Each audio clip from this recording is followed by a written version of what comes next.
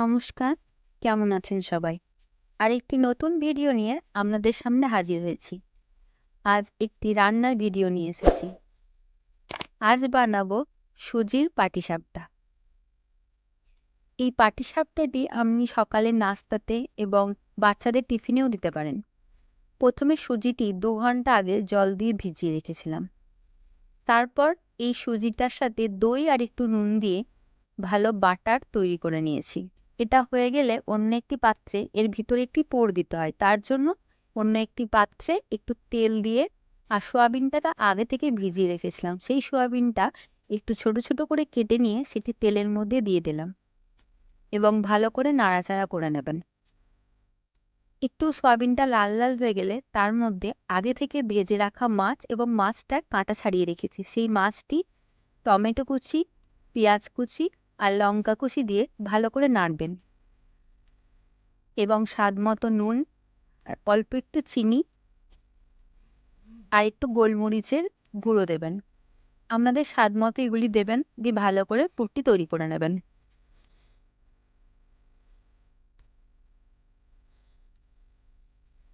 এই পুরের মধ্যে আপনার একটু স্বাদ মতো টমেটো সস এবং সয়া সসও দেবেন, তাহলে খেতে খুব ভালো লাগবে।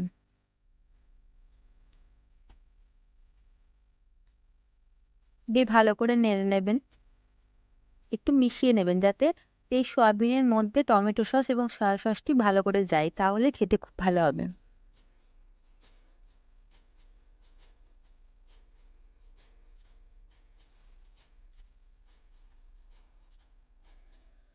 ভালো করে নাড়িয়ে নিয়ে মিক্স করে নিয়ে এটি একটি বাটির মধ্যে তুলে রাখবেন।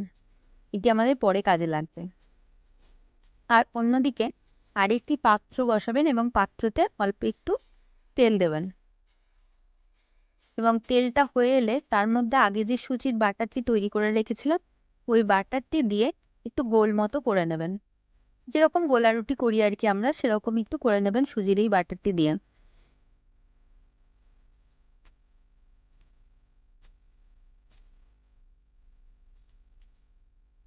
এই বাটারটা হয়ে গেলে এই বাটারের মধ্যে আগে যে বানিয়ে রাখা পুরটি আছে ওই পুরটি এই বাটারের উপরে দিয়ে দেবো।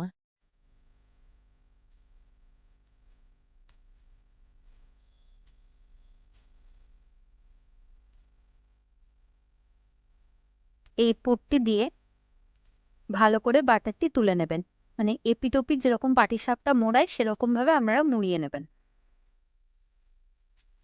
যাতে আর কি পুরটি বেরিয়ে না যায় সেরকম ভাবে। দেখুন আমি এরকম ভাবে গুটিয়ে নিলাম, দিয়ে একটু এপিটোপিট ভেজে নিয়ে আপনারা তুলে নেবেন। এইভাবেই আপনারা এই রেসিপিটি তৈরি করে নেবেন। এটি বাচ্চাদের টিফিনেও দিতে পারেন এবং সকলেই এটা খুব পছন্দ করে। আপনারা বিকালেও খেতে পারেন এবং সকালে জলখাবার হিসাবেও খেতে পারেন। যদি ভালো লেগে থাকে তাহলে চ্যানেলটি সাবস্ক্রাইব করে দেবেন এবং লাইক করে দেবেন।